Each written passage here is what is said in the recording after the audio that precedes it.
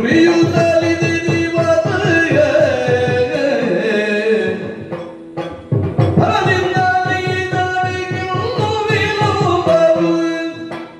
ಸರಿಯಲ್ಲೆಂದನು ಜನ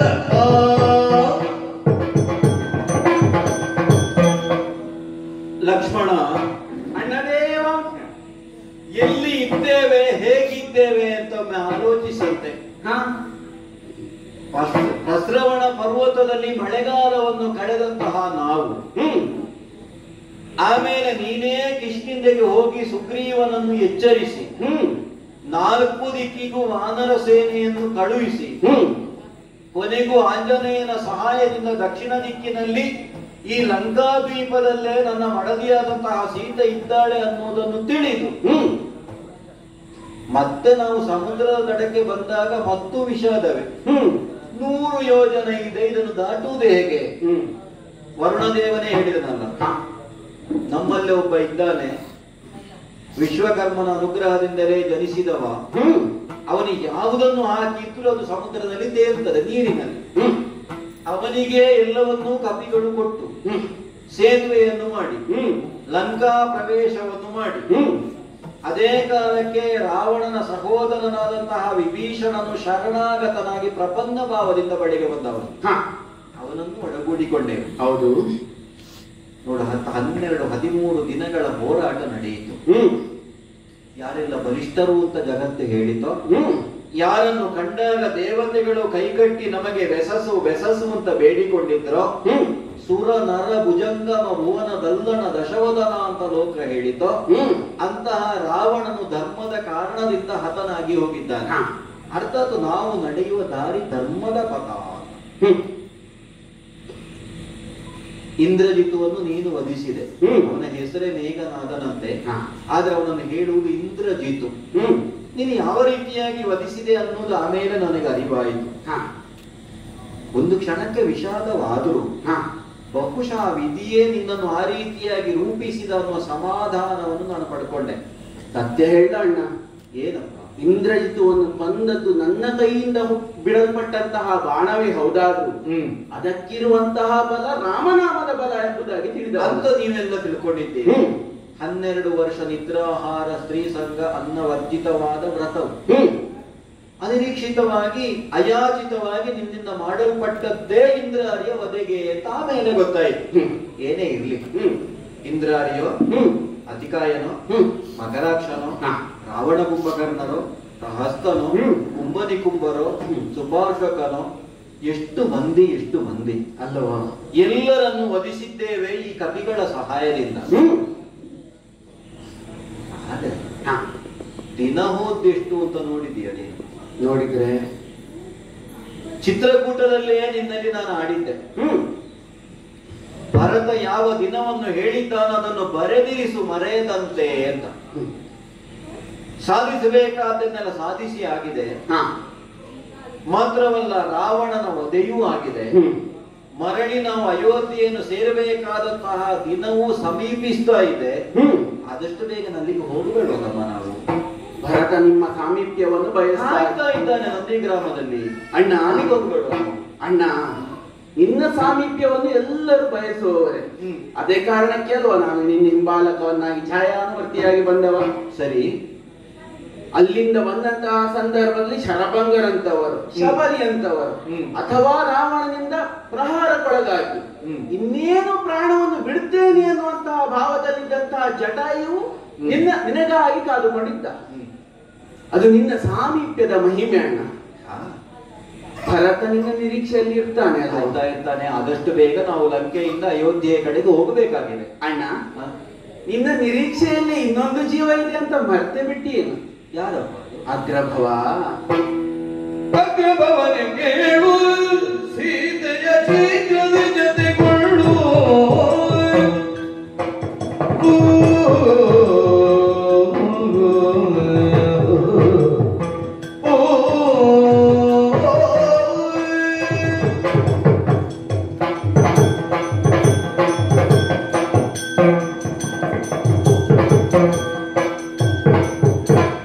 ಅಗ್ರಭವನೆ ಕೇಳು, ಸೀತೆಯ ಶೀಘ್ರ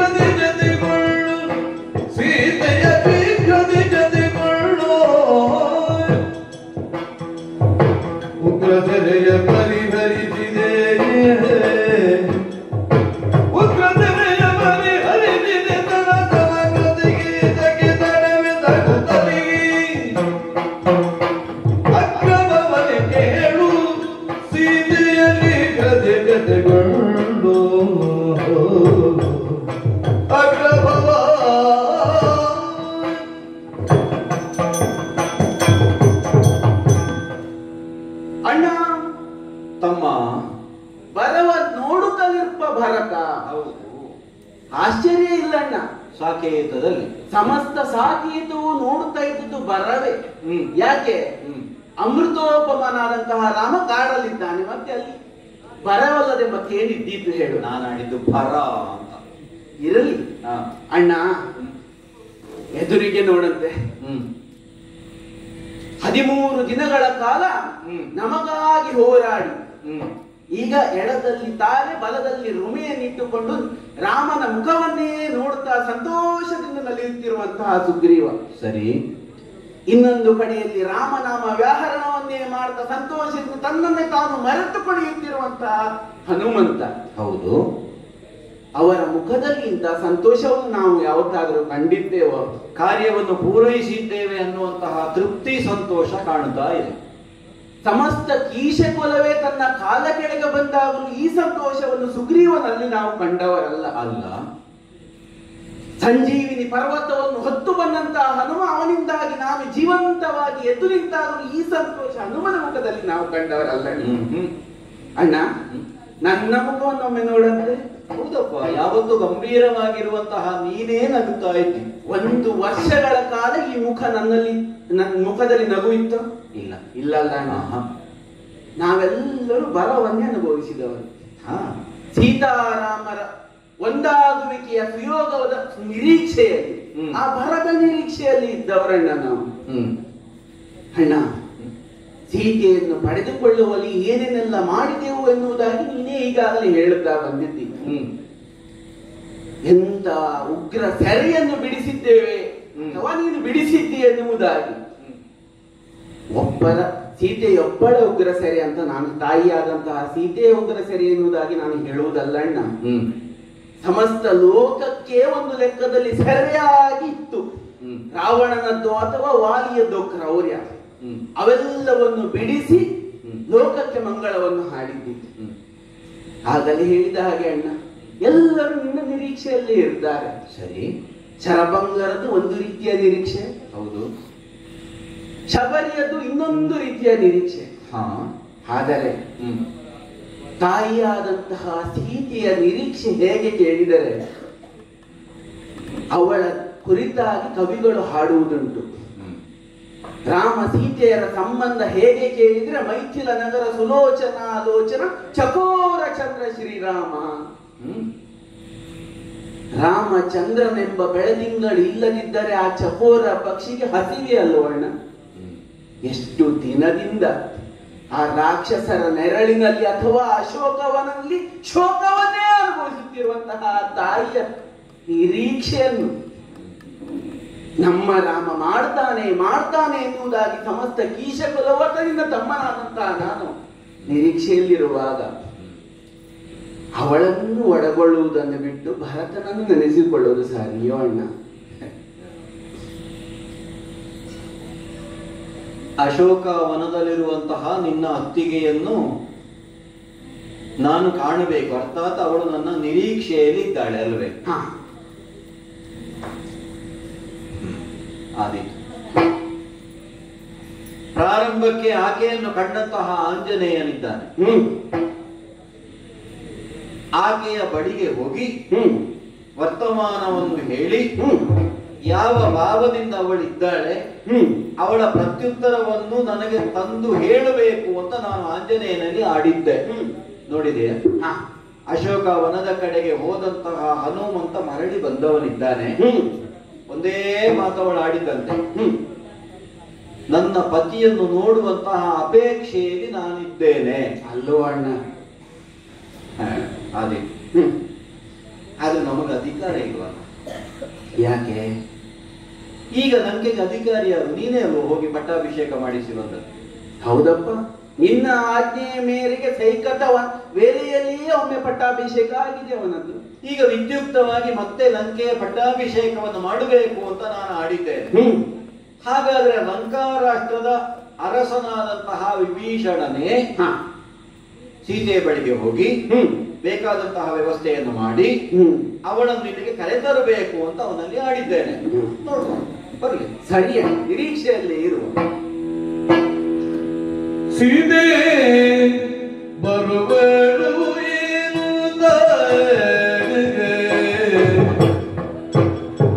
ಕೋತಿಗಳು ಕುಣಿಯುತ್ತಿದೆ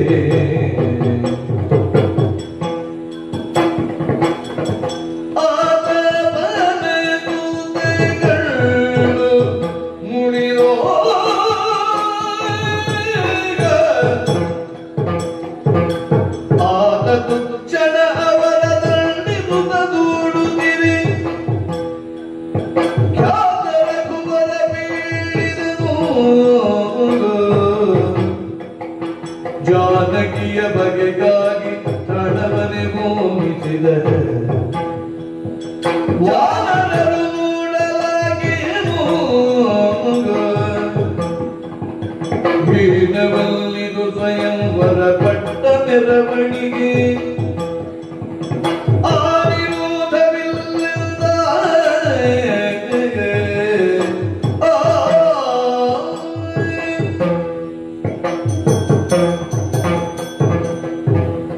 ಲಕ್ಷ್ಮಣ, ಅಣ್ಣ, ಸೀತೆ ಬರ್ತಾಳೆ. ಈ ನೆಲೆಯಿಂದಲೇ ನೋಡಂತೆ ಇಷ್ಟು ದಿನಗಳ ಕಾಲ ಹೋರಾಟವನ್ನು ಲಂಕೆಯಲ್ಲಿ ಮಾಡಿದಂತಹ ವಾನರರ ವೀರರೆಲ್ಲ ಸಂತೋಷದಿಂದ ನಲಿಯುತ್ತಾ ಇದ್ದಾರೆ, ಕುಣಿಯುತ್ತಾ ಇದ್ದಾರೆ. ಏನು ಸೀತೆಯನ್ನು ನೋಡಬೇಕು ನೋಡಬೇಕು ಎನ್ನುವ ತವಕದಲ್ಲಿ ಹಾಗೆ ಕುಣಿಯುತ್ತಾ ಇದ್ದಾರೆ. ಅವರು ಕುಣಿಬೇಕಾದ್ದೇ ಸಹಜ. ಆದ್ರೆ ವಿಭೀಷಣನ ನೇಮದಂತೆ ಇಲ್ಲಿರುವಂತಹ ರಾಕ್ಷಸ ವೀರರೆಲ್ಲ ಕೈಯಲ್ಲಿ ದಂಡವನ್ನು ಹಿಡಿದು ಮುಂಭಾಗದಲ್ಲಿ ಕುಣಿಯುತ್ತಿರುವಂತಹ ವಾನರರಿಗೆಲ್ಲ ಶಿಕ್ಷೆಯನ್ನು ಕೊಡ್ತಾ ಅವರನ್ನೆಲ್ಲ ಹಿಂದಕ್ಕೆ ದೂಡ್ತಾ ಇದ್ದಾರಲ್ಲ. ನಿಲ್ಲಿಸುವುದಕ್ಕೆ ಹೇಳು ವಿಭೀಷಣನಲ್ಲಿ.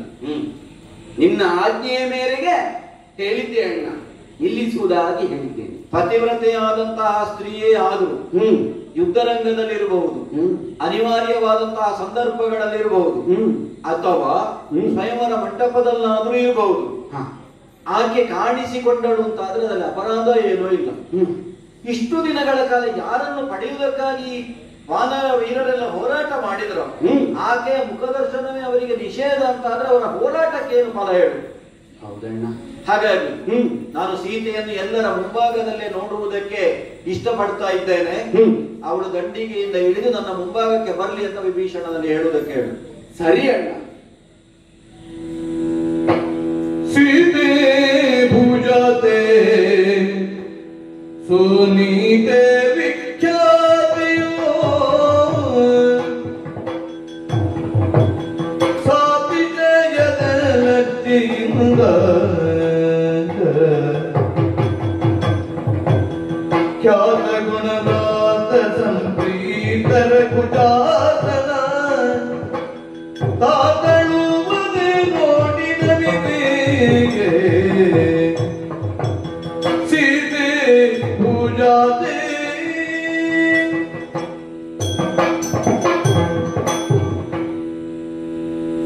ಈ ಕಾಲಕ್ಕಾಗುವಾಗ ಬದುಕಿನ ಉಸಿರು ರಾಮ ಎಂದು ತಿಳಿದಂತಹ ಸೀತೆಯ ಬದುಕು ಸಾರ್ಥಕವೆಂದು ಎನಿಸಿದ್ದು ಸತ್ಯ. ಅಶೋಕವನವೆಂದೆನಿಸಿದಂತಹ ಸ್ಥಳದಲ್ಲಿ ಶೋಕ ಸಾಗರದಲ್ಲೇ ಮುಳುಗಿದ್ದಂತಹ ನನ್ನ ಬದುಕಿಗೆ ರಾಮನಾಮ ವ್ಯಾಹರಣದ ಒಂದು ಬಿಂದು ಬದುಕನ್ನು ತೋರಿಸಿದ್ದು ಸತ್ಯ. ಒಂದು ಕಾಲದಲ್ಲಿ ರಾಮ ಸೇವಕನೆಂದೆನಿಸಿದಂತಹ ಹನುಮ ಬಂದ ಆಡಿದ ಮಾತುಗಳಿಗೆ ರಾಮನೇ ಬರಬೇಕು ಎನ್ನುವ ಮಾತನ್ನಾಡಿ ಕಳಿಸಿದ್ದೆ. ಈ ಕಾಲಕ್ಕೆ ಹನುಮನನ್ನು ನೋಡುವಾಗ ಮಾತು ಬೇಡ, ಜಯದ ಸಿರಿಯೇ ಬಂದಿದೆ ಎನ್ನುವಂತಹ ಭಾವ ಮೂಡಿದ್ದು ಸತ್ಯ. ಮುಂದೊತ್ತಿದ್ರೆ ವಿಭೀಷಣನೇ ಎದುರಾದ ಕಾಲದಲ್ಲಿ ನವ ವಸನವನ್ನು ಆಭರಣವನ್ನು ದಂಡಿಗೆಯನ್ನೇ ಏರಿ ಬರಬೇಕು ಎನ್ನುವುದಾಗಿ ಒತ್ತಾಯಿಸಿ ನನ್ನನ್ನು ಕರೆತಂದಿದ್ದಾರೆ. ಒಂದೇ ಆಸೆ ಇದ್ದದ್ದು, ನನ್ನವರು ನನ್ನ ರಾಮಚಂದ್ರ ಪ್ರಭುವನ್ನು ಕಾಣಬೇಕು ಎನ್ನುವುದಾಗಿ ದಂಡಿಗೆಯನ್ನೇ ಏರಿ ಬಂದಿದ್ದೇನಂತೆ. ನೋಡುತ್ತಾ ಇದ್ರೆ ಅನತಿ ದೂರದಲ್ಲಿ ನನ್ನ ಪ್ರಭು ಕಾಣ್ತಾ ಇದ್ದಾರೆ. ಇಳಿದು ತೆರಳದೇನಂತೆ, ಸ್ವಾಮಿ ನಿಮ್ಮ ಪಾದಕ್ಕಾಗಿ ಎರಗಿದ್ದೇನೆ, ಸ್ವಾಮಿ ಪಾದಕ್ಕಾಗಿ ಎರಗಿದ್ದೇನೆ. ಆಯ್ತಲ್ಲ,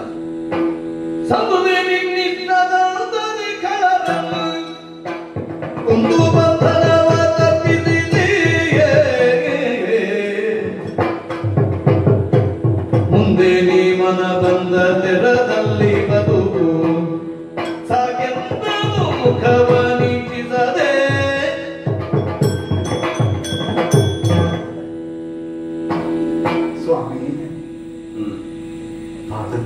ಹೇಗಿದ್ದೇನೆ ಸ್ವಾಮಿ.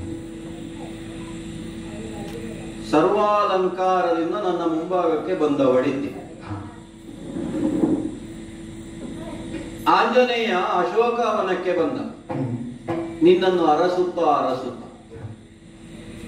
ಮುದ್ರೆ ಉಂಗುರವನ್ನು ಕೊಟ್ಟ. ಕುರು ಹೀಗಾಗಿ ನೀನು ಚೂಡಾಮಣಿಯನ್ನು ಅವನ ಕೈಯಲ್ಲಿ ಕೊಟ್ಟೆ. ಸತ್ಯ. ಒಂದು ಉಂಗುರ ಸಂಧಿ ನಡೆಯಿತು.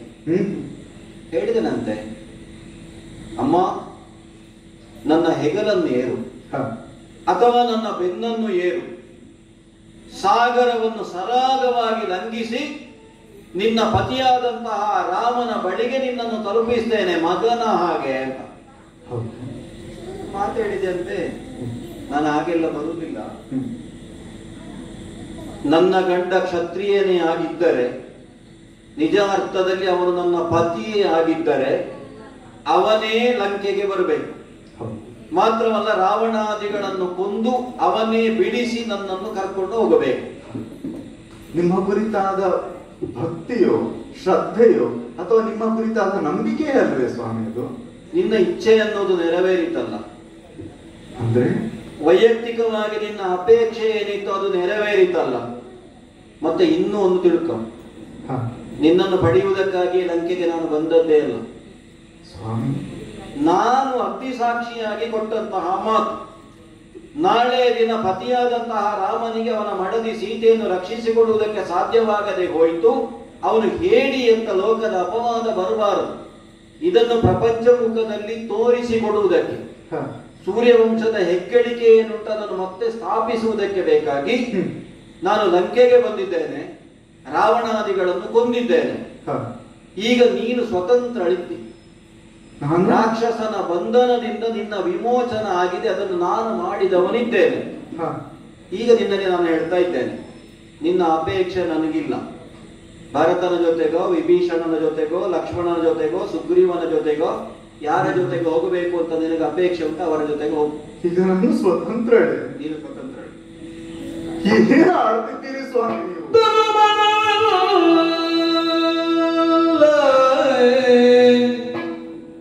ನಿನ್ನಾಧೀನ ಕೊಪ್ಪಿದಿ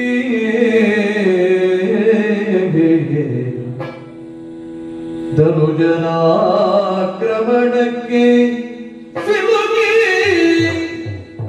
ಅನುದಿನ ನಿಲ್ಲ ನಾಮಾಶ್ರಯದೊಳಗಿದ್ದೆ. ಎಣಿಸದಿ ಶಿಕ್ಷೆ ನೀಡುವುದೇ,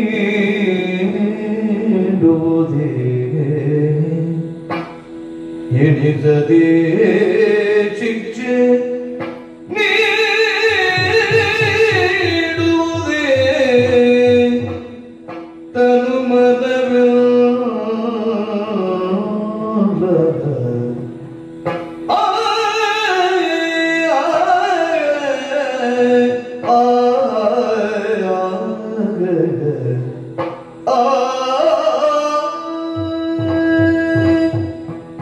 ಸ್ವಾಮಿ. ಬದುಕಿನಲ್ಲಿ ನಿಮ್ಮ ಹೆಸರಿನ ಹೂ ಇಟ್ಟಿದ್ದರಿಂದ ಇದು ಚಾರು ಕೇಶಿಯಾದದ್ದು ನನ್ನ. ಅಂತಹ ಮುಡಿಯನ್ನು ನಿಮ್ಮ ಪಾದಕ್ಕಾಗಿ ಎರಗಿದಾಗ ಕೈ ಎತ್ತಿ ಮೇಲೆ ಎಬ್ಬಿಸದೆ ಸ್ವತಂತ್ರಳು ನೀನು ಎನ್ನುವುದಾಗಿ ಹಾಡ್ತಾ ಇದ್ದೀರಲ್ವೇ ಸ್ವಾಮಿ. ನಿನ್ನ ಇಚ್ಛೆ ಬಂದವರ ಜೊತೆಗೆ ನೀನು ಹೋಗಬಹುದು, ಅವರ ಆಶ್ರಯದಲ್ಲಿ ಇರಬಹುದು. ನಿಮ್ಮನ್ನು ಉಳಿದು ನನಗೆ ಬೇರೆ ಇಚ್ಛೆ ಉಂಟೆ ಸ್ವಾಮಿ? ಪ್ರಶ್ನೆಗೆ ಮೂಡುತ್ತದೆ ಸ್ವಾಮಿ. ಯಾವ ಕಾಲಕ್ಕೆ ಶಿವ ಧನುರ್ಭಂಜನವನ್ನು ಮಾಡಿದಂತಹ ನಿಮ್ಮನ್ನೇ ಬದುಕು ಎನ್ನುವುದಾಗಿ ತಿಳಿದು ನಡೆದವಳು ನಾನು ಸ್ವಾಮಿ. ನೀವೇ ಆಡಿದವರು. ಹಾರದ ದೂರವನ್ನು ಕೂಡ ಸಹಿಸದೆ ನಾವಿಬ್ಬರು ಕೂಡ ಜೊತೆಯಲ್ಲಿದ್ದವರಲ್ವೇ ಸ್ವಾಮಿ. ಅಂತಹ ನಮ್ಮ ಬದುಕಿನಲ್ಲಿ ನಿಮ್ಮ ಛಾಯಾನುವರ್ತಿಯಾಗಿಯೇ ನಡೆದವಳು ನಾನು. ಪ್ರತಿಮೆ ಇಲ್ಲದಿದ್ದರೆ ಛಾಯೆಗೆ ಅಸ್ತಿತ್ವ ಎಲ್ಲಿಂದ ಬರಲಿಕ್ಕೆ ಸಾಧ್ಯ ಸ್ವಾಮಿ? ಒಮ್ಮೆ ಯೋಚಿಸಿ ಸ್ವಾಮಿ. ನೀವು ಆಡ್ತೀರಿ, ಇಲ್ಲಿ ಬಂದದ್ದು ನಿನಗಾಗಿ ಅಲ್ಲ, ಪರಂಪರೆಯ ಮಾನ ಉಳಿಸುವುದಕ್ಕಾಗಿ, ಕೊಟ್ಟ ಮಾತನ್ನು ಉಳಿಸುವುದಕ್ಕಾಗಿ ಎನ್ನುವುದಾಗಿ ಆಡ್ತಾ ಇದ್ದೀರಿ ಸ್ವಾಮಿ.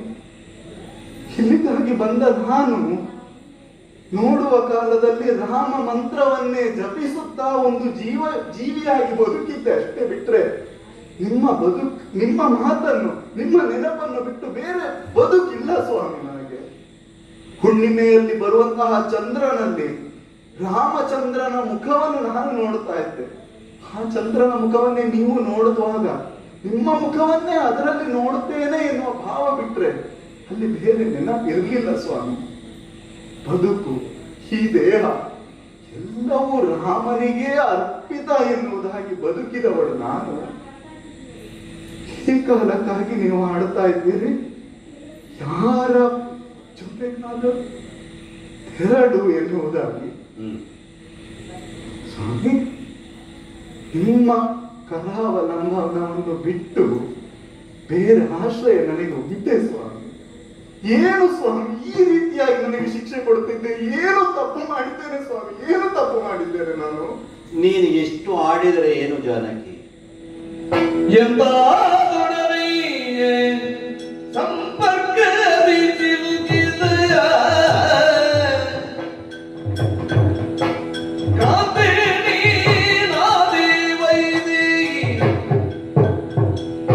ಇಂದಾದ ಮೇಲಿನ್ನು ಸಂಬಂಧ ಬೆಳಗಿಲ್ಲ, ಬಿತ್ತಿರೋಗಿಲ್ಲಿಂದ ಬರಲಿ ಎಂದಾದಡನೆಯ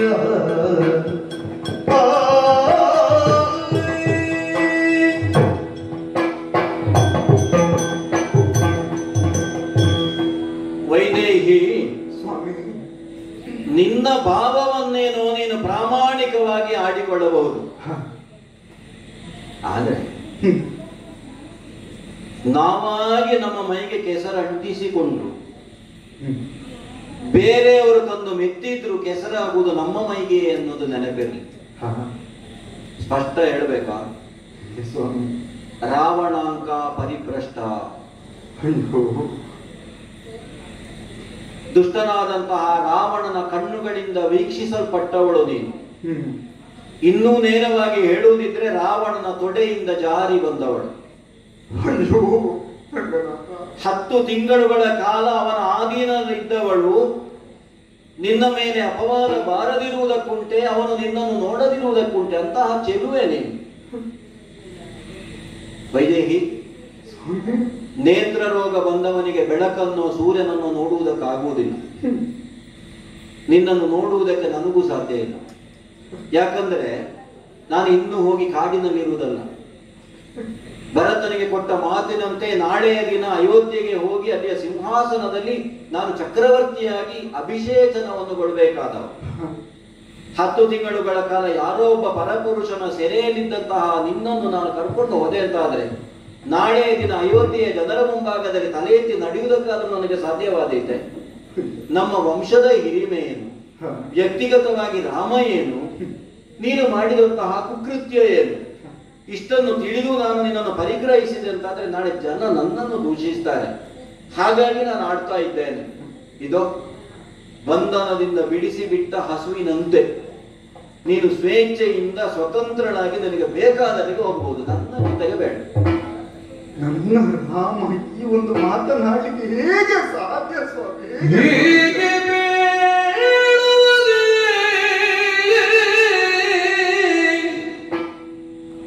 ದುಷ್ಟರು ತರುವಾಗ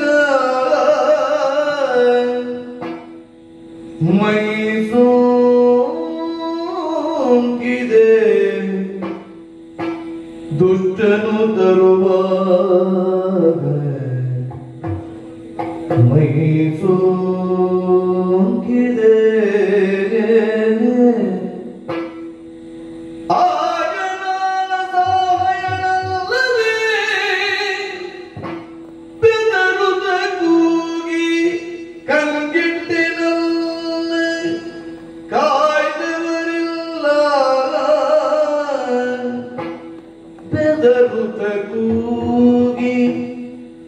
ಕಂಗೆಟ್ಟಿರಲ್ಲ ಕಾಯ್ದವರಿಂದ ಹೇಗೆ ಬೀಳುವುದೇ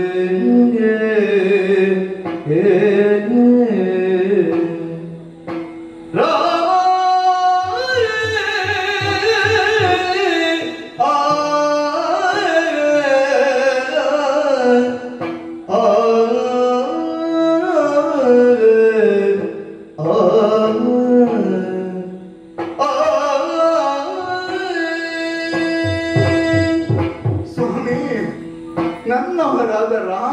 ಆಡುವ ಮಾತೇ ಇದು ಎನ್ನುವಂತಹ ಆಶ್ಚರ್ಯವೋ ದುಗುಡವೋ ಮನಸ್ಸಿನಲ್ಲಿ ಮೂಡುತ್ತಾ ಉಂಟು ಸ್ವಾಮಿ. ಆಡುವಾಗ ಆಡಿದ್ರೆ ನೂತನ ವಸನ, ಆಭರಣ, ದಂಡಿಗೆ ಎಲ್ಲವೂ ನಾನು ಬಯಸಿದ್ದೆ ಸ್ವಾಮಿ. ಬಂದಂತಹ ವಿಭೀಷಣ ಆಡಿದ.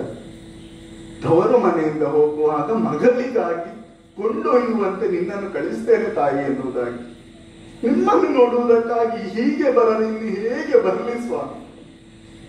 ಅದನ್ನೇ ಹೊತ್ತು ಬಂದಂತಹ ನಾನು ಪಾದಕಾನಂತರಾಗುವಾಗ ಹೇಗೆ ಬೇಕೋ ಹಾಗೆ ಹೋಗು ಎನ್ನುವ ಮಾತು ನಿಮ್ಮಿಂದ ಬರುವಾಗ ದಾರಿ ಏನಿದೆ ಸ್ವಾಮಿ ನನಗೆ? ಆ ಆಶ್ಚರ್ಯವನ್ನೇ ತಡೆಯಲಾಗದಿರುವಾಗ ನಿಮ್ಮ ಬಾಯಿಂದ ದೇವನ ಕಣ್ಣಿಗೆ ಬಿದ್ದವಳು ರಾವಣ ಕಳ್ಳಿಯೋ ಅಯ್ಯೋ ದೇವ ಸ್ವಾಮಿ. ಸತ್ಯ ಮಾತನ್ನು ತಪ್ಪಿ ನಡೆದ ಕಾರಣದಿಂದ ಅವನ ಸೋಟಿರಬಹುದು ಸ್ವಾಮಿ. ರಾವಣ ಅಂತ ಪರಿಪ್ರಶ್ನೆಯಾದದ್ದು ಸತ್ಯ. ನಾನು ಸತ್ಯ ಯಾವುದೇ ರೀತಿಯಾದಂತಹ ಆಲಂಬನವಿಲ್ಲದೆ ಅನಾಥೆಯಾಗಿ ಹೋಗಿದ್ದೆ ಸ್ವಾಮಿ. ಆ ಅನಾಥೆಯಾದ ನಾನು ಈ ಕಾಲಕ್ಕೆ ಮತ್ತೆ ಅನಾಥೆಯಾಗ್ತಾ ಇದ್ದೇನೆ ಸ್ವಾಮಿ. ನೀವು ಬಿಟ್ಟರೆ ನಾನಿನ್ನು ಅನಾಥೆ ಸ್ವಾಮಿ, ಅನಾಥೆ ಸ್ವಾಮಿ. ಏನು ಮಾಡಲಿ ಸ್ವಾಮಿ, ನಾನಿನ್ನು ಏನು ಮಾಡಲಿ? ಅಸಹಾಯಕಳಾಗಿ ರಾವಣ ನಿನ್ನನ್ನು ಒಯ್ಯುವಾಗ ಮೈ ಸೋಂಕಿ ಹೋಯಿತು ಅಂತ ಹೇಳ್ತೀವಿ. ಜಾನಕಿ, ಹಾಗಾಗುವುದಕ್ಕೆ ಕಾರಣ ಏನು ಅನ್ನೋದನ್ನು ತರ್ಕಿಸಿದೆಯಾ? ಸ್ವರ್ಣ ಲಂಕೆಗೆ ನೀನು ಬರಬೇಕು ಅಂತಾದ್ರೆ ಹಿನ್ನೆಲೆಯ ಘಟನೆಯನ್ನು ಒಮ್ಮೆ ನೆನಪಿಸಿಕೊ. ಮಿಂಚಿದುದಕ್ಕೆ ಕನಕಲಂಕೆ ಸೇರಿದುದಕ್ಕೆ ಕನಕ ಗರ್ಭ ಹೊಣೆಯು ನಿನ್ನ ಹಣೆಯ ಬರದಿಗೆ ಕನಕ ಮೃಗವು ಮಿಂಚಿದುದಕ್ಕೆ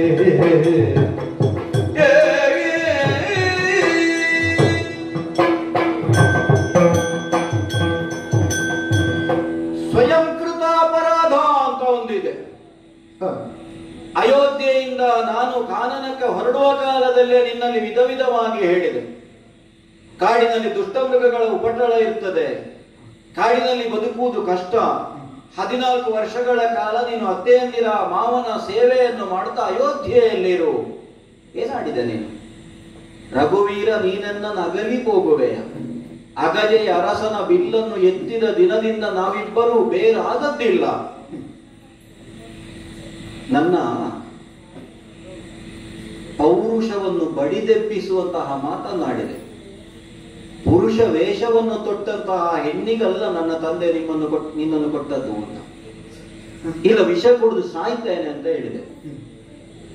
ರಾಮನನ್ನಗಲಿ ನನ್ನ ಜೀವವೇ ಇಲ್ಲ, ನಿಮ್ಮನ್ನು ಬಿಟ್ಟರೆ ಅದೇ ಕ್ಷಣ ನನ್ನ ಜೀವ ನಿಲ್ಲದು ಅಂತ ಹೇಳಿದೆ. ನೀನೆಲ್ಲೋ ಹೇಳಿದೆ. ಕನಕ ಮೃಗವನ್ನು ಕಂಡಾಗ ಏನ್ ಹೇಳಿದೆ? ಕಂಚುಕವನ್ನಾದ್ರೂ ಮಾಡಿ ಧರಿಸ್ತೇನೆ ಎನ್ನುವುದಾಗಿ ಆಡಿದವಳು. ಅರಸಿ, ನೀ ಸುಮ್ಮನೆ ಭ್ರಮೆಗೊಳ್ಳಬೇಡ. ಅದು ಕನಕದ ಮೃಗ ಅಲ್ಲ, ಅದು ರಾಕ್ಷಸನು ಮಾಡಿದಂತಹ ಮಾಯೆ ಅಂತ ಹೇಳುವಾಗ ಏನಾಡಿದೆ? ಆ ಜಿಂಕೆ ನನ್ನ ಹತ್ತಿರ ಇಲ್ಲದಿದ್ದರೆ ಒಂದು ಕ್ಷಣ ನನ್ನ ಜೀವ ನಿಲ್ಲದು. ಎಷ್ಟು ನಾಲಿಗೆ ನಿನಗೆ? ಅಯೋಧ್ಯೆಯಿಂದ ಹೊರಡುವಾಗ ರಾಮನಿಲ್ಲದಿದ್ದರೆ ಜೀವನಿಲ್ಲ. ಪಂಚವಟಿಗೆ ಬಂದ ಮೇಲೆ ಕನಕ ಮೃಗವನ್ನು ಕಾಣದಿದ್ದರೆ ಜೀವನಿಲ್ಲದು. ಹಾಗಾದ್ರೆ ಸ್ವರ್ಣ ಲಂಕೆಗೆ ನೀನು ಬರುವುದಕ್ಕೆ ಕಾರಣವೇ ಆ ಕನಕ ಮೃಗ. ಒಂದು ಜಿಂಕೆ ನೀನು ಬಯಸಿದ ಕಾರಣಕ್ಕಾಗಿ ಚಿನ್ನದ ರಾಜ್ಯಕ್ಕೆ, ಚಿನ್ನದ ಲಂಕೆಗೆ ನೀನು ಬರಬೇಕಾಗಿ ಬಂತು. ಸ್ವತಃ ನಿನ್ನಲ್ಲೇ ಅಪರಾಧ ವಿರುದ್ಧ ನಿನ್ನನ್ನು ರಕ್ಷಿಸಿಕೊಂಡಿದ್ದಂತಹ ಲಕ್ಷ್ಮಣನಿಗೆ ಇಲ್ಲ ಸಲ್ಲದ ಮಾತುಗಳನ್ನು ಆಡಿ ಅವನು ಆಶ್ರಮದಿಂದ ಪರ್ಣಕುಟೀರದಿಂದ ಹೊರಗೆ ಹೋಗುವಂತೆ ಮಾಡಿ ಮತ್ತೆ 7 ರೇಖೆಗಳನ್ನು ಹಾಕಿದ್ದನ್ನು ಧಿಕ್ಕರಿಸಿ ರಾವಣ ಅನ್ನುವಂತಹ ಸನ್ಯಾಸಿಗೆ ಭಿಕ್ಷೆಯನ್ನು ಕೊಡುವುದಕ್ಕೆ ನೀನು ಮುಂದೆ ಬಂದೆ ಅಂತಾದರೆ ಅದರ ಅರ್ಥ ಏನು ಗೊತ್ತಾ? ಕನಕ ಮೃಗ, ಕನಕ ಲಂಕೆ, ಇದೆಲ್ಲವೂ ನಿನ್ನ ಜೀವನದಲ್ಲಿ ಬರುವುದಕ್ಕೆ ಕಾರಣ ಕನಕ ಗರ್ಭನಾದಂತಹ ವಿಧಿ ನಿನ್ನ ಹಣೆಯಲ್ಲಿ ಬರದದ್ದು. ಕಾಲೋಹಿ ವ್ರತಿಕ್ರಮ. ಹಾಗಾಗಿ ನೀನು ಮಾಡಿದಂತಹ ಅಪರಾಧಕ್ಕೆ ನಾನು ಶಿಕ್ಷೆಯನ್ನು ಅನುಭವಿಸಬೇಕು ಅಂತ ಇಲ್ಲ, ನೀನು ಮಾಡಿದ್ದಕ್ಕೆ ನೀನೇ ಅನುಭವಿಸು. ಅನರಣ್ಯಕ ಅನ್ನುವಂತಹ ನಮ್ಮ ಸೂರ್ಯವಂಶೀಯನಾದ ಅರಸನನ್ನು ರಾವಣ ವಧಿಸಿದ ಕಾಲದಲ್ಲೇ ಒಂದು ಮಾತು ಹೇಳಿದ್ದನಂತೆ, ಅವನು ಸಾಯುವ ಕಾಲಕ್ಕೆ, ಮುಂದೆ ನಮ್ಮ ವಂಶದಲ್ಲೇ ಜನಿಸುವಂತಹ ರಾಮನಿಂದಲೇ ನಿನಗೆ ಮರಣ. ಬಹುಶಃ ನಿನ್ನನ್ನು ಮಾಧ್ಯಮವನ್ನಾಗಿ ಇರಿಸಿಕೊಂಡು ಆ ಭಗವಂತನೇ ಈ ಲಂಕೆಗೆ ನನ್ನನ್ನು ಕರೆತಂದ ಅಂತ ನಾನು ಭಾವಿಸ್ತೇನೆ. ನನ್ನ ಹಿರಿಯವ, ನಮ್ಮ ವಂಶದ ಪೂಜ್ಯ, ಅವನು ಹೇಳಿದಂತಹ ಶಾಪವಾಕ್ಯವನ್ನು ಪೂರೈಸಿದಂತಹ ಒಂದು ತೃಪ್ತಿ ನನಗಿದೆ ಹೊರತು ನಿನ್ನನ್ನು ಬಯಸಿ ಬಂದವನಲ್ಲ. ನೀನು ಸ್ವತಂತ್ರ ಇದ್ದಿ, ಎಲ್ಲಿಗೆ ಬೇಕಾದ್ರೂ ಹೋಗುದು.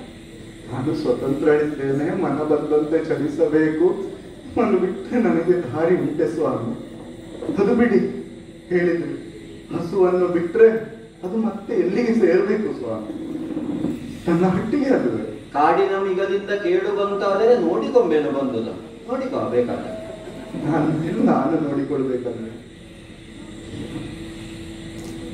ಕಳಂಕಿದೆ ನಾನಲ್ವೇ? ನನ್ನನ್ನು ನಾನು ನೋಡಿಕೊಳ್ಬೇಕು, ನೋಡಿಕೊಳ್ತೇನೆ ಸ್ವಾಮಿ. ಲಕ್ಷ್ಮಣ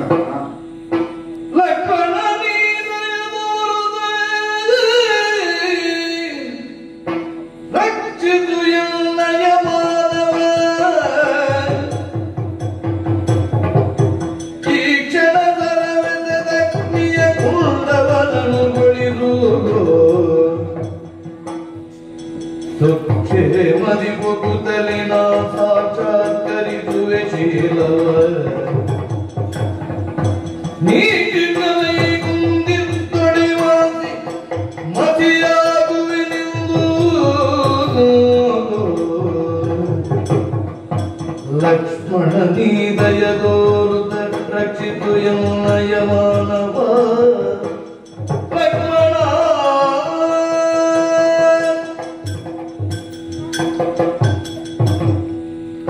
ಮಗು ಲಕ್ಷ್ಮಣ, ಅಮ್ಮ, ನನ್ನ ಮೇಲೆ ಇನ್ನೂ ಬೇಸರ ಇಲ್ಲ ಅಂದ್ರೆ ಮಗು? ಹೇಗೆ ಬೇಸರ ಇಟ್ಟುಕೊಳ್ಳಲಿ ಅಮ್ಮ? ಕಾಡಿನ ಮಧ್ಯದಲ್ಲಿ ಮಗುವಾಗಿ ಕಂಡ ನಿನ್ನಲ್ಲಿ ಹಾಡಿದ ಬೆರುನುಡಿ ನನ್ನನ್ನು ಆಳುವ ಆಸೆ ಹೊತ್ತಿದ್ದೀಯೋ ಏನು? ಅಯ್ಯೋ ಅಯ್ಯೋ, ಹಾಡಿ ಹೋಯ್ತು ಮಗು. ಬದುಕಿನಲ್ಲಿ ಆ ಕಾಲದಲ್ಲಿ ಆ ಮಾತನ್ನಾಡದೆ ಹೋದರೆ ಸುಗುಣವಂತನಾದ ನೀನು ತೆರಳಲಿಕ್ಕೆ ಸಾಧ್ಯವೇ ಇಲ್ಲ. ಇನ್ನು ಒಂದೇ ಭಾವನೆಯಿಂದ ಆ ಮಾತು ಆಡಿ ಹೋಯ್ತು ಮಗು. ತಾಯಿಯ ಭಾವವನ್ನು ಅರ್ಥವಿಸಿಕೊಳ್ಳದ ಮಗನೇ ನಮ್ಮ ನಾನು. ಅರ್ಥವಾಗಿದೆಯಮ್ಮ ಮಗು, ಏನೂ ಅರ್ಥವಾಗದ ಸ್ಥಿತಿಗೆ ಈಗ ತಲುಪಿದ್ದೇನೆ ಮಗು. ಕಣ್ಣು ಮುಚ್ಚಿದಾಗ ಕಾಣುವ ಕನಸು, ಕಣ್ಣು ಬಿಟ್ಟಾಗ ಎದುರಾಗುವ ಆಘಾತದಂತೆ ಎಲ್ಲವೂ ಎದುರಾಗಿ ನಿಂತಿದೆ. ಹೆಣ್ಣಿಗೆ ಎದುರಾಗಬಹುದಾದ ಒಂದೇ ಒಂದು ಕ್ಲಿಷ್ಟಕರವಾದ ಸನ್ನಿವೇಶ ತನ್ನ ಶೀಲದ ಬಗೆಗಿನ ಪ್ರಾಮಾಣಿಕತೆಗಾಗಿ ಸಿದ್ಧಪಡಿಸುವ ವಿಷಯ. ಅದು ನಂಬಿಕೆ. ಇದೊಂದಿಲ್ಲದಿದ್ದರೆ ಶೀಲಕ್ಕೆ ನಾವ ಪ್ರಮಾಣ ಕೊಡಲು ಸಾಧ್ಯವಾಗು. ಹಾಡುವ ಮಾತಿನಿಂದಲಾಗಲಿ ನಡೆಯುವ ಕೃತಿಯಿಂದಾಗಲಿ ಎಂತೂ ಸಾಧಿಸಲು ಸಾಧ್ಯ ಮಗು. ನಾನು ಎಂತೂ ಸಾಧಿಸಲು ಸಾಧ್ಯ ಮಗು? ಅಸಹಾಯಳಾಗಿದ್ದೇನೆ ಮಗು. ರಾಮನಿಗಾಗಿ ಈ ಬದುಕು, ರಾಮನಿಗಾಗಿ ಈ ದೇಹ, ರಾಮನಿಗಾಗಿ ಈ ಸರ್ವಸ್ವವೇ ಎನ್ನುವುದಾಗಿ ತಿಳಿದ ನಾನು ಈ ಕಾಲಕ್ಕಾಗಿ ರಾಮ ಬಿಟ್ಟ ಮೇಲೆ ಮತ್ತೆ ನನಗೆ ಭಾರಿ ಬೇರೆ ಏನಿದೆ ಮಗು? ಅದು ಶರಾವಳಿಗಳನ್ನು ಹೊಂದಿದವನಲ್ವೇ? ನನಗಾಗಿ ಒಂದು ಕರ್ತವ್ಯ ಕೆಲಸವನ್ನು ಮಾಡ್ತೀಯ ಮಗು. ಹೇಳು ತಾಯಿ, ಹೇಳು. ಮಗು, ಅಗ್ನಿಕುಂಡವನ್ನೊಂದು ರಚಿಸುವೆಯ? ನೀನು ಅಗ್ನಿಕುಂಡವನ್ನೊಂದು ರಚಿಸುವೆಯ ಮಗು? ಮುಗೀತು, ಎಲ್ಲ ಮುಗೀತು. ಎಲ್ಲ ಪ್ರಶ್ನೆಗಳನ್ನೇ ಒಟ್ಟಾಗಿಸಿ ಅಣ್ಣನ ಮುಖವನ್ನೊಮ್ಮೆ ನೋಡಿದೆವು ಅಂತಾದ್ರೆ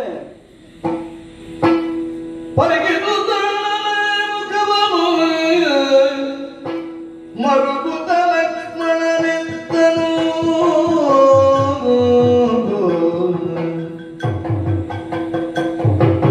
ಶರಚಾಪವನನು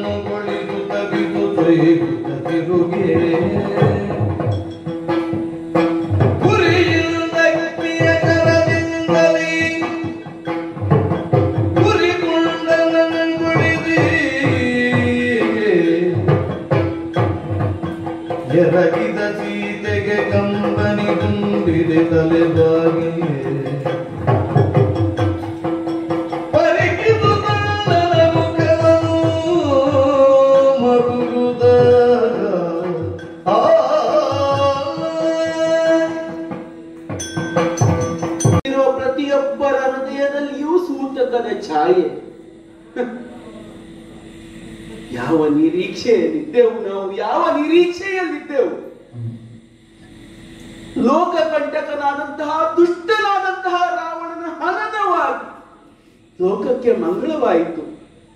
ಲಕ್ಷ್ಮೀನಾರಾಯಣ ಸ್ವರೂಪದಲ್ಲಿ ಸೀತಾಮಾತೆ ಮತ್ತು ಶ್ರೀರಾಮಚಂದ್ರರ ದರ್ಶನವನ್ನು ಕಣ್ತುಂಬಿಕೊಳ್ಳಬೇಕು ಎಂಬ ಕಾರಣಕ್ಕಾಗಿ ಕಾತರಿಸಿ ನಿಂತಹ ನಮಗೆ ಕಾಣಸಿಕ್ಕಂತಹ ಸನ್ನಿವೇಶ ಇದು, ಕಾಣಸಿಕ್ಕಂತಹ ದೃಶ್ಯ. ಅಗಾಧವೋ ಅಪ್ಲವೋ ವಹಿಸಿದಂತಹ ಸಮುದ್ರಕ್ಕೆ 5 ದಿನಗಳ ಕಾಲಕ್ಕಾಗುವಾಗ ಸೇತುವೆ ನಿರ್ಮಾಣವಾಗುತ್ತದೆ. ವರುಣನೇ ಸಾಕ್ಷಾತ್ ಅವತರಿಸಿ ಬಂದು ನಿರ್ದೇಶನವನ್ನು ಕೊಡ್ತಾನೆ. ಯಾವುದಕ್ಕಾಗಿ? ಮಾತೆಯಾದಂತಹ ಸೀತೆಯನ್ನು ಮರಳಿ ಪಡೆಯುವುದಕ್ಕಾಗಿ. ತರು ಲತೆಗಳಲ್ಲಿ ರಾಮ, ಅರಳಿದ ಕಮಲದಲ್ಲಿ ರಾಮ, ಹೂ ವನದಲ್ಲಿರುವಂತಹ ಪ್ರತಿಯೊಂದನ್ನು ಕಂಡಾಗ ಸೀತೆ ಸೀತೆ ಸೀತೆಯನ್ನು ಹಪಹಪಿಸಿದಂತಹ ರಾಮಚಂದ್ರನ ಮುಖವನ್ನೊಮ್ಮೆ ಸಾವಿರ ಸಾವಿರ ಪ್ರಶ್ನೆಗಳು ಹೃದಯ ಕವ್ವರದೊಳಗಿವೆ. ಎಲ್ಲ ಪ್ರಶ್ನೆಗಳಿಗೆ ಉತ್ತರವನ್ನು ನಿರೀಕ್ಷಿಸುತ್ತಾ ರಾಮನ ಮುಖವೊಮ್ಮೆ ನೋಡಿದೆ ಅಂತ ಆದ್ರೆ, ದಿನಕರ ಕುಲ ಕಮಲ ದಿವಾಕರನೆಂದೆನಿಸಿದವನವನು ಕೋಟಿ ಸೂರ್ಯ ಸಮಪ್ರಭೆಯಿಂದ ತನ್ನನ್ನು ತಾನು ಪ್ರಕಾಶಮಾನವಾಗಿ ಬಿಟ್ಟ ಕಣ್ಣುಗಳಿಂದ ನೋಡುತ್ತಿರುವಂತಹ ಅವನ ನೋಟವನ್ನು ನೋಡಲು ನನ್ನಿಂದ ಸಾಧ್ಯವಾಗ್ತಾ ಇಲ್ಲ.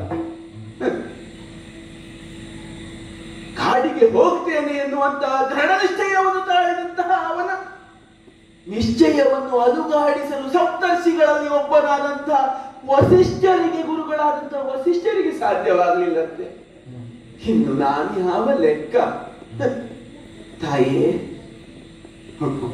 ಇದು ಸರಿ, ಇದು ತಪ್ಪು, ಇದು ವಿಹಿತ ಎಂದು ನಿರ್ದೇಶಿಸುವಲ್ಲಿಯೋ ಅಥವಾ ನಿರ್ಣಯಿಸುವಲ್ಲಿಯೋ ನಿನ್ನ ಮಗನಾದಂತಹ ಲಕ್ಷ್ಮಣ ಸಮರ್ಥನಲ್ಲ ತಾಯೇ. ನಿನ್ನ ಮಗನಾದಂತಹ ಲಕ್ಷ್ಮಣ ಸಮರ್ಥನಲ್ಲ. ನಾನು ರಾಮನ ಆಜ್ಞೆಯನ್ನು ಅಥವಾ ತಾಯಿಯಾದಂತಹ ನಿನ್ನ ಆಜ್ಞೆಯನ್ನು ನಡೆಸುವಂತಹ ಸೇವಕ ಮಾತ್ರ ಎಂಬುದಾಗಿ ತಿಳಿತಾಯಿ. ಸಾಧ್ಯ ಉಂಟು ಅಂತಾದರೆ ಜೀವಂತವಾಗಿ ಸುಡಲ್ಪಡುವಂತಹ ತಾಯಿಯನ್ನು ನೋಡುವಂತಹ ಈ ಪಾಪಿಷ್ಠನಾದಂತಹ ಮಗನನ್ನು ಕ್ಷಮಿಸಿ ಬಿಡು ತಾಯಿ, ಒಮ್ಮೆ ಕ್ಷಮಿಸಿ ಬಿಡು. ಬೆನ್ನಿಗೆ ಕಟ್ಟಲ್ಪಟ್ಟಂತಹ ಬತ್ತಳಿಕೆಯಿಂದ ಚಾಪವೊಂದನ್ನು ತೆಗೆದಿದ್ದೇನೆ. ಗುರುಗಳಾದಂತಹ ವಸಿಷ್ಠರು ಕಲಿಸಿದಂತಹ ಮಂತ್ರವನ್ನು ಮತ್ತೊಮ್ಮೆ ನೆನಪಿಸಿಕೊಳ್ಳುತ್ತಾ ಅಗ್ನಿಕುಂಡವೊಂದನ್ನು ನಿರ್ಮಾಣವಾಗುತ್ತೇನಂತೆ. ರಾಮ ರಾಮ ರಾಮ.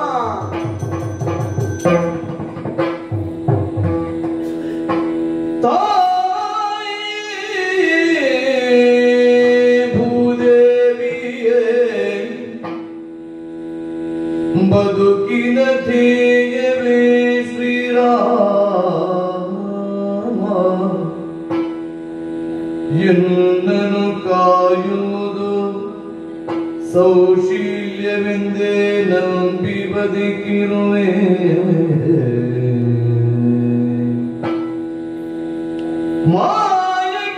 ಮಾಯಕವನಾನರಿ ಈಗಲೇ ಹಾಯುವೆನು ಯತೀಶ್ವರನೇ ನೀ ನ್ಯಾಯ ನಿರ್ಣಯಕನೆನುತ ಅಂತ ನಾನು ಬದುಕಿನ ಕಪ್ಪಾದ ಕೊಳ್ಳಿಯಾಗಿ ರಾಮನ ಬದುಕಿನಲ್ಲಿ ಉಳಿದು ಹೋಗುತ್ತೇನೋ? ರಾಮನನ್ನು ವರಿಸುವಾಗ ಇದ್ದದ್ದು ಒಂದೇ, ರಾಮನ ಜೊತೆಗಾಗಿರುವಾಗ ಎಲ್ಲವನ್ನು ಪಡೆದುಕೊಳ್ಳುತ್ತೇನೆ ಎನ್ನುವ ಧೈರ್ಯದಿಂದ ಅಲ್ಲ, ರಾಮನ ಜೊತೆಗಿದ್ದು ಎಲ್ಲವನ್ನು ಕಳೆದುಕೊಳ್ಳಲು ಕೂಡ ಸಿದ್ಧ ನಾನು ಎನ್ನುವ ಒಂದೇ ಭಾವದಿಂದ ರಾಮನನ್ನು ಕೈ ಹಿಡಿದವಳು ನಾನು. ಅದಕ್ಕಾಗುವಾಗ ರಾಮನ ವ್ಯಕ್ತಿತ್ವಕ್ಕೆ ಕುಲಕ್ಕೆ ಕಂಠಕ ಪ್ರಾಯಳಾಗಿ ನಾನು ಉಳಿಯುವುದಾದರೆ ಬೇಕೋ ಈ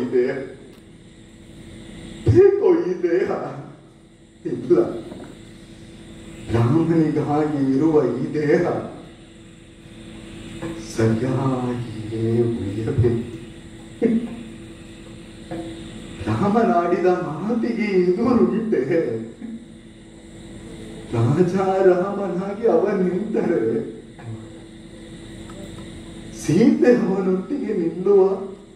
ಅಯ್ಯೋ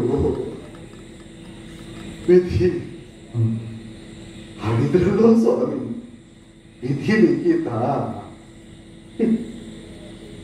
ಸ್ವಾಮಿ ಆಡಿದ ಒಂದು ಮಾತು ನಿನ್ನ ಮನಸ್ಸು ಎಲ್ಲಿಗೆ ಚಲಿಸುತ್ತದೋ ಅಲ್ಲಿಗೆ ಚಲಿಸು ಎನ್ನುವುದಾಗಿ. ಅವರಲ್ಲಿಗೆ ಚಲಿಸುವುದು ಎಂದಾದರೆ ಅವರು ಕಂಡಂತೆ ಕೆಸರನ್ನೇ ಮೆತ್ತಿದ ಈ ದೇಹ ಮತ್ತೆ ಅವರನ್ನು ಸೇರಲು ಎಂತೂ ಸಾಧ್ಯ? ಲಕ್ಷ್ಮಣ ಎದುರಿನಲ್ಲಿ ಉರಿಸಿರುವಂತಹ ಅಗ್ನಿ ಪರಮಾತ್ಮ ಹಾಡಿದ್ರಲ್ಲ ಸ್ವಾಮಿ, ಅಗ್ನಿ ಸಾಕ್ಷಿಕವಾಗಿ ನಿನ್ನ ಕೈ ಹಿಡಿದಂತಹ ಸಂದರ್ಭದಲ್ಲಿ ಕೊಟ್ಟಂತಹ ಮಾತಿಗಾಗಿ ನಿನ್ನನ್ನು ಮತ್ತೆ ಪಡೆದಿದ್ದೇನೆ ಎನ್ನುವುದಾಗಿ. ಹಾಗೆ ನಾನು ಆ ಮಾತನ್ನು ಉಳಿಸಿಕೊಳ್ಳುವವಳು ಸತ್ಯ ಅದುವೇ? ಸತ್ಯ ಆಗಿದ್ರೆ ನನ್ನಲ್ಲಿ ಮತ್ತೆ ಆ ಕೊಳಕು ಎನ್ನುವುದು ಇರಲು ಸಾಧ್ಯವೇ? ಸ್ವಾಮಿ ನನ್ನನ್ನು ದಕ್ಕಿಸಿಕೊಂಡದ್ದು ಸತ್ಯ ಎಂದಾದರೆ ನಾನು ನಡೆದ ನಡುವಿನಲ್ಲಿ ತಪ್ಪು ಇದ್ದದ್ದು ಇರ್ಲಿಕ್ಕಾದ್ರೂ ಸಾಧ್ಯವೇ? ಎಂತೂ ಸಾಧ್ಯ ಇಲ್ಲ. ಇಲ್ಲ, ನನ್ನ ಸಾಕ್ಷಿ ಎಲ್ಲಿಗೂ ಸಾಧ್ಯವಿಲ್ಲ. ನನಗೆ ಮಾಯಕವೂ ಗೊತ್ತಿಲ್ಲ, ಏನೂ ಗೊತ್ತಿಲ್ಲ. ಹಾಡಿದ್ರಲ್ಲ ಸ್ವಾಮಿ, ಉಟ್ಟಂತಹ ವಸನ, ಹಾಕಿದಂತಹ ಆಭರಣ ಎಲ್ಲವೂ ಖಂಡಿತಲ್ಲ ಸ್ವಾಮಿಗೆ ನನ್ನೊಳಗಿನ ಮನಸ್ಸು ಕಾಣದಾಗಿ ಹೋಯ್ತೆ. ಇಲ್ಲ, ನಾನು ಅಡಿಯಿಟ್ಟ ಕರ್ಮದಲ್ಲಿ ಆಗಲಿ, ಮನಸ್ಸಿನಿಂದಲಾಗ್ಲಿ, ಮಾತಿನಿಂದಲಾಗ್ಲಿ ಸ್ವಾಮಿಯನ್ನು ಅಧಿಕರಿಸಿ ನಡೆದವಳಲ್ಲವಲ್ವೇ ನಾನು?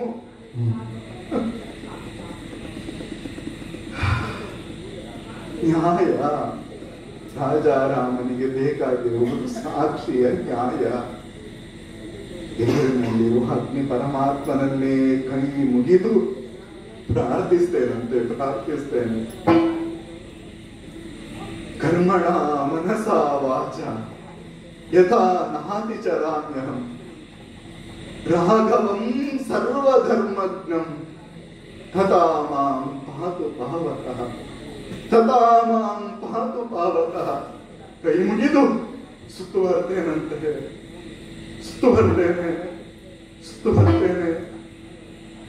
ಅಗ್ನಿಗಾಗಿ ನನ್ನನ್ನು ಅರ್ಪಿಸಿಕೊಳ್ತೇನೆ.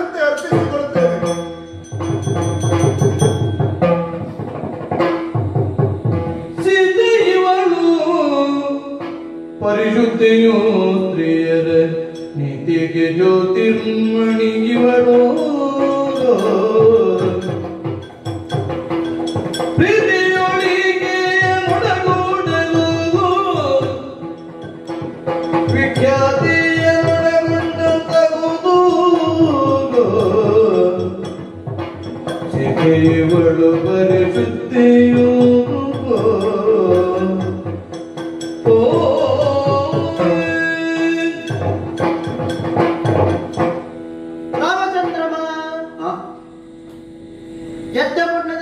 ಆವಿರ್ಭವಿಸಿದಂತಹ ಯಜ್ಞ ಪುರುಷ ನಾನಿದ್ದೇನೆ.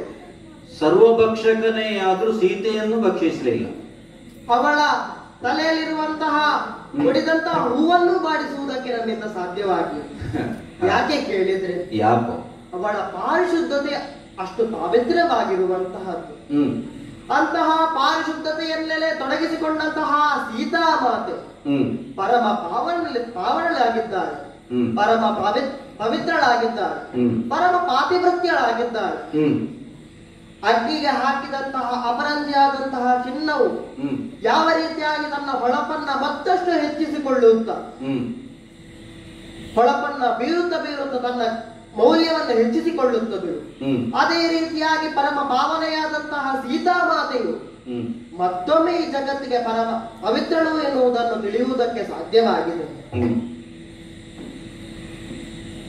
ಈ ಹಿಂದೆ ಯಜ್ಞ ಪುರುಷನ ನಾನೇ ಕೊಟ್ಟಂತಹ ಪಾಯಸದಿಂದ ಹುಟ್ಟಿದಂತಹ ನೀವು 4 ಮಂದಿ ಸರಿ ಈ ಕಾಲಕ್ಕೆ ಯಜ್ಞ ಪುರುಷರಿಂದ ಪಾವಿತ್ರವೆನ್ನುವಂತಹ ಸಿದ್ಧಿಯನ್ನು ಪಡೆದುಕೊಟ್ಟಂತಹ ಸೀತೆಯನ್ನ ಕೂಡಿಕೊಂಡದ್ದೇ ಆದ್ರೆ ಜಗತ್ತಿಗೆ ಮಂಗಳವಾಗುವುದಕ್ಕೆ ಸಂಶಯವಿದೆ.